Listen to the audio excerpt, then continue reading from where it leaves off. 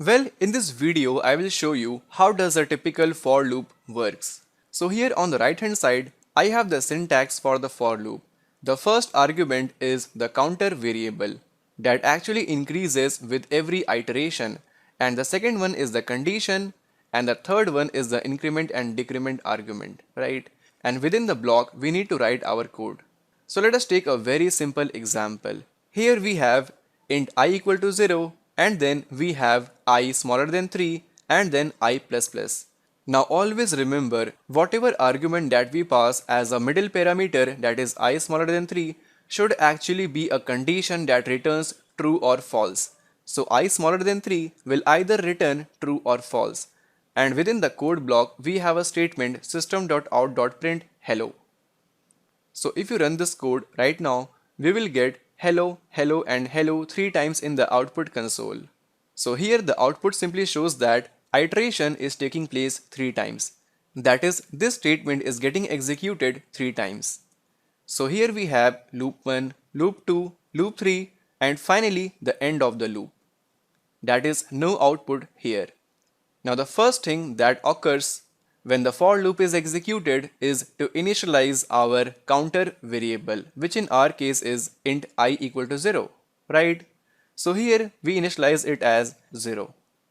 And then soon after I becomes 0, then this condition is actually checked. That is, if 0 is smaller than 3, and yes, it becomes true. So when the condition is true, then soon after that, this statement is executed. That is, print hello in the output console.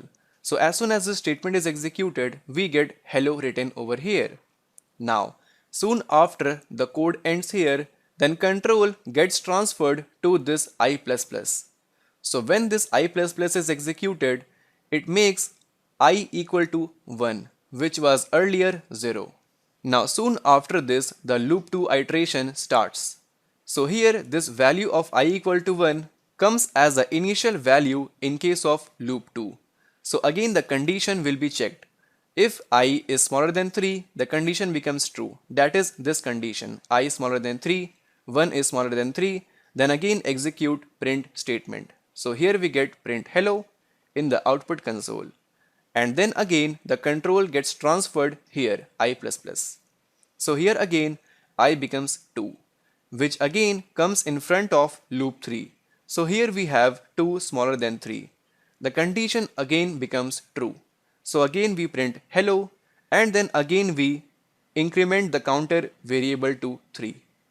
Now here comes a twist. Now since I is now 3, so the for loop try to initiate the fourth loop. So I equal to 3 comes in front of the fourth loop. That again checks the condition 3 is smaller than 3. This time the condition becomes false. Now as soon as the condition is false, the loop terminates and we come out of the loop. That is, when this condition is false, then our code will no longer be executed. So we get only 3 times hello in the output console. So this is how a typical for loop works.